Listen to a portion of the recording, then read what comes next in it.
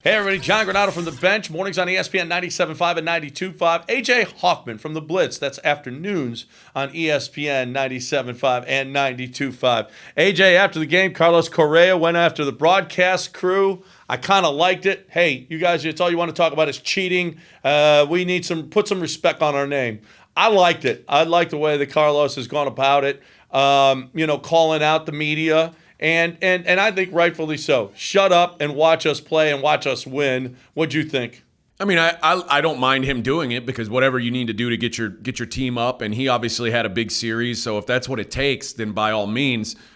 There's obvious reason why the national media is skeptical about this team. They were an under 500 team this season, so you can't really say, hey, scoreboard bees. Yeah. I mean, at some point you got to realize what you are. And so far this season, over 62 games, they've been a very average team.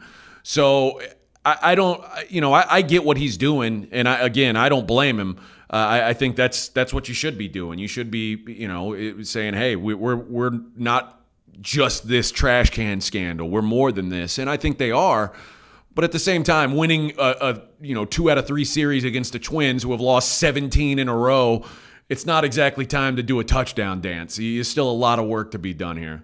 Yeah, it's 18 now. Thank you, thank you, thank the Astros. My bad.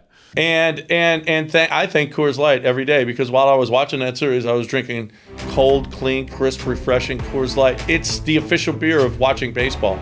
It's the official beer of watching wrestling. It's the official beer of playing golf. It's the official beer of everything in my life. And it can be the official beer of everything in your life too if you want to lead a fulfilling life.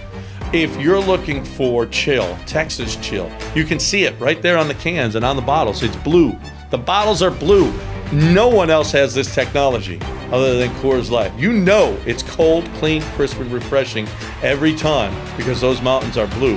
Coors Light. Texas chill. Let's talk just a minute about this. Carlos Correa, he went after Cody Bellinger, shut the F up. Carlos Correa has been pretty aggressive about it. Carlos Correa, we know he benefited from it. It's funny, the broadcast crew, they go right from the 2017 stats to the 2020 stats, and you see the huge difference. But they kind of forget that there were 2 years in between. I think in large part because everybody just assumes I think everybody just thinks that they kept on cheating. Well, so there were plenty of people that said, oh, really? They won the World Series, then they stopped cheating? Okay, that's believable. It is. I mean, from the outside, you have to understand that would be a little hard to believe. Yeah. And it hasn't been proven that they cheated in 2018 or 19.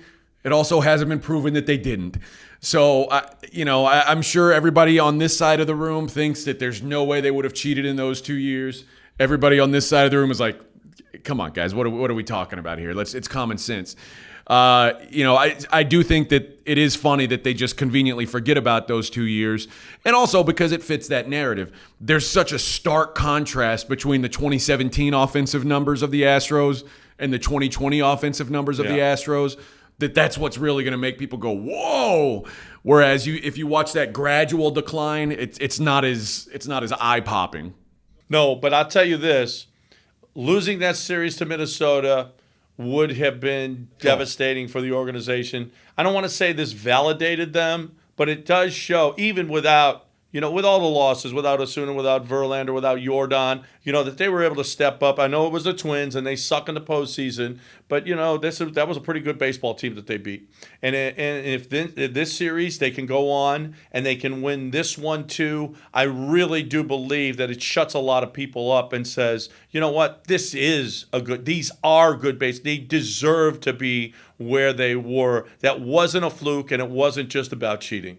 Yeah, I agree with you. And I mean, a lot of it is they've got the talent. You look at them on paper, they should be, they should be in the ALCS on paper.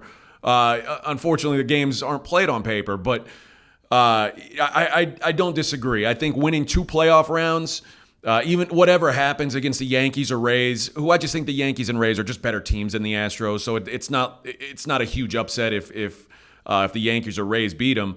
But I do think getting there for the Astros would be a nice little kind of tip of the hat to all the people out there who have said they've done it all with cheating. Because if you can make it to the ALCS in a season where obviously they're under more scrutiny than anyone, then that should kind of hush some mouths.